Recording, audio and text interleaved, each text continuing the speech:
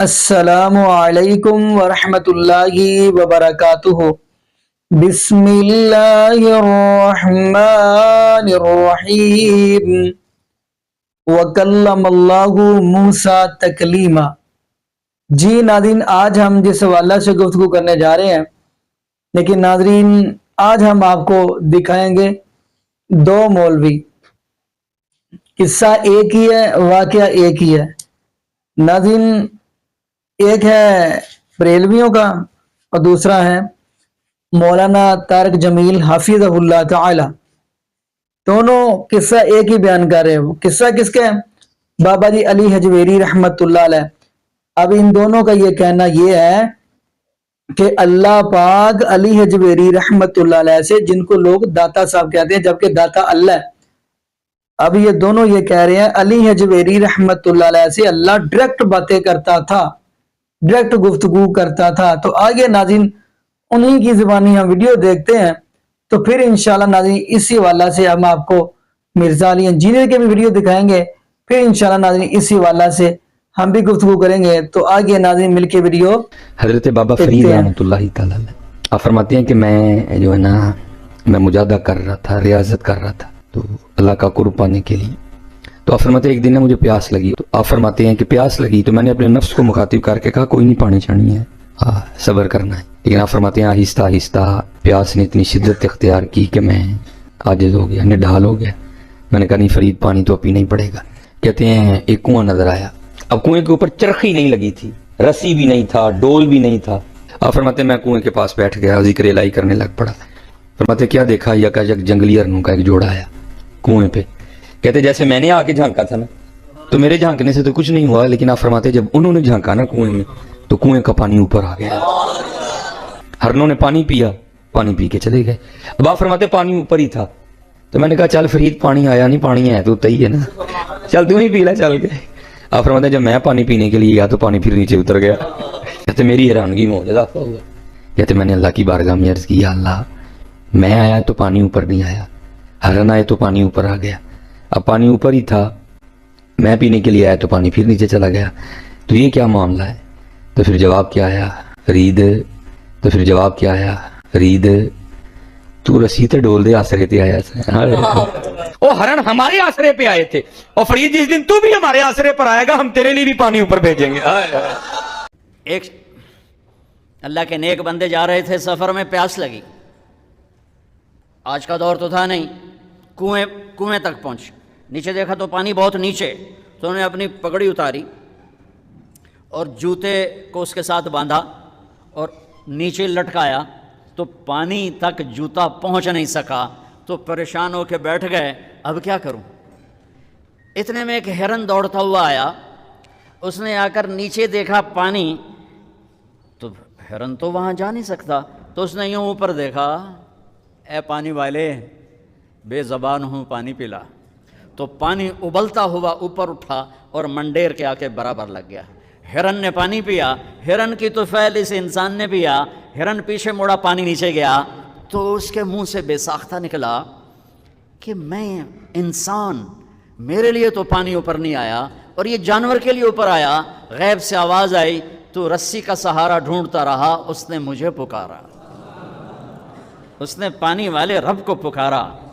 وَمَا كَانَ اللَّهُ لِيُطْلِعَكُمْ عَلَى الْغَيْبِ، اللہ کی یہ شان نہیں ہے کہ ہر ایک شخص کے اوپر غیب کی بات کو منکشف کر دے یا اطلاع دے دے۔ وَلَٰكِنَّ اللَّهَ يَجْتَبِي مِن رُّسُلِهِ مَن يَشَاءُ، لیکن اللہ تعالی چن لیتا ہے اپنے رسولوں میں سے جسے چاہتا ہے۔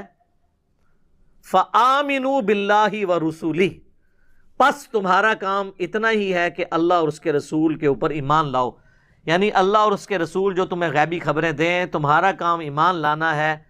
تمہاری یہ ڈیمانڈ درست نہیں ہے کہ ہر شخص کے اوپر اللہ تعالیٰ وحی نازل کرے، یہ اللہ نے طے کر لیا اپنی ڈیسٹنی میں کہ اپنے پیغمبروں پر وحی کا سلسلہ کرے گا، ان کے ذریعے آگے معاملات کو لے کے چلے گا۔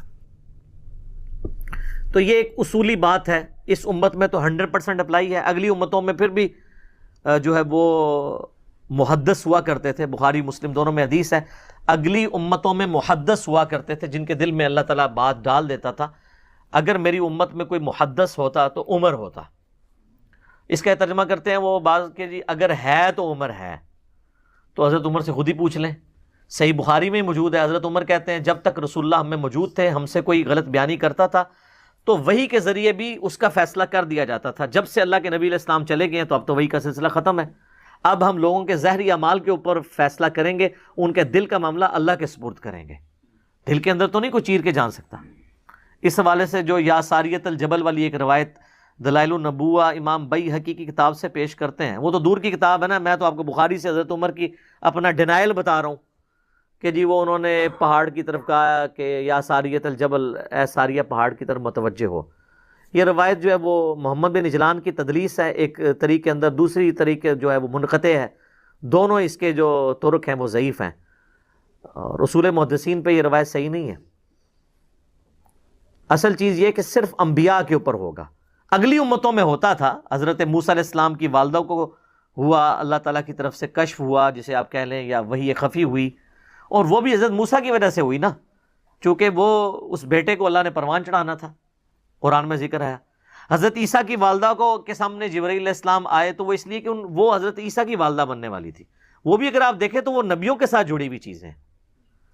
تو اس امت کے اندر چونکہ ختم نبوت ہے تو نبی علیہ السلام کے بعد کوئی کشف، کوئی الہام، کوئی علم غیب کی خبر ماننا یہ ختم نبوت کے اوپر ڈاکہ ہے، سوائے ایک ایکسیپشن کے جو بخاری اور مسلم دونوں میں آیا ہے کہ میری وفات کے بعد، صحیح بخاری میں آیا ہے، میری وفات کے بعد نبوت کی خبروں میں سے اب صرف مبشرات باقی رہ گئے ہیں. اور صحابہ نے پوچھا مبشرات کیا ہیں، تو آپ نے فرمایا کہ نیک خواب. کوئی کشف نہیں، کوئی علم الغیب نہیں، کوئی جو ہے وہ نگاہ مار کے تو چیزوں کو دیکھ لینا نہیں، کچھ بھی نہیں سر. دوسرا ریفرنس خطبہ نمبر 232 ہے. جب نبی صلی اللہ علیہ وآلہ وسلم کو غسل دے رہے تھے آپ کی وفات کے بعد مولا علی علیہ السلام، تو آپ کو غسل اور کفن دیتے وقت جو خطبہ دیا مولا علی نے وہ نقل ہوا ہے. یا رسول اللہ، میرے ماں باپ آپ پر قربان ہوں، آپ کی رحلت فرما جانے سے نبوت، خدائی احکام اور آسمانی خبروں کا سلسلہ منقطع ہو گیا جو کسی اور نبی کے انتقال سے قطع نہیں ہوا تھا. نہیں جی، یہ ہے ختم نبوت کا عقیدہ. انہوں نے کہا ہے کہ آپ کا دنیا سے جانا نبوت کو ہمیشہ کے لیے ختم کر گیا، خدائی احکام ختم، آسمانی خبریں ختم، بابے ختم. ہاں یہ سارے ڈرامہ بازی انہوں نے اسی چیز تے اور ڈائریکٹ اللہ نال رابطہ ہے جی نہ سمجھ لو اللہ نال تہاڈا رابطہ ہے، تہاڈا کی لینا دینا اسلام نال؟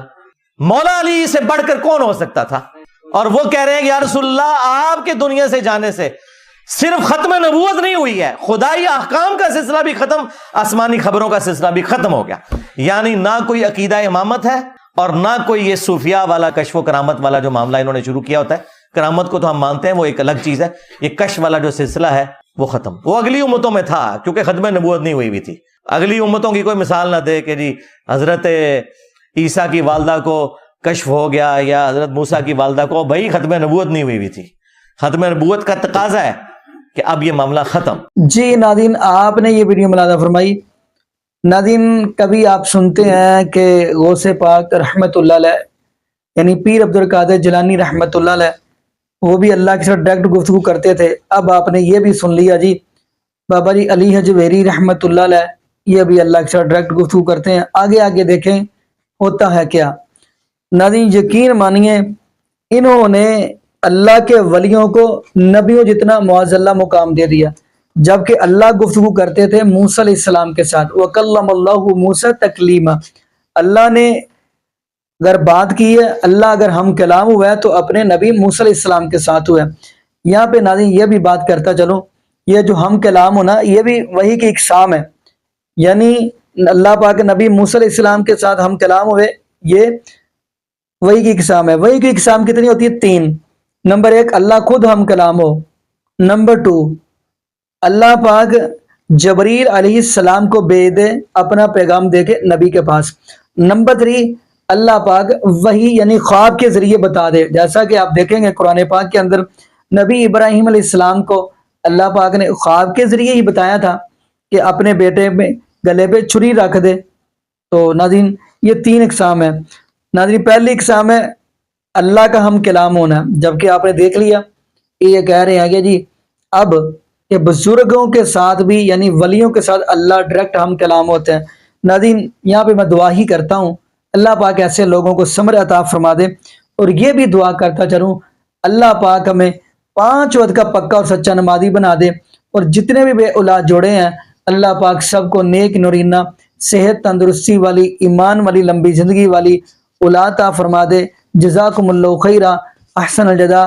السلام علیکم ورحمۃ اللہ وبرکاتہ۔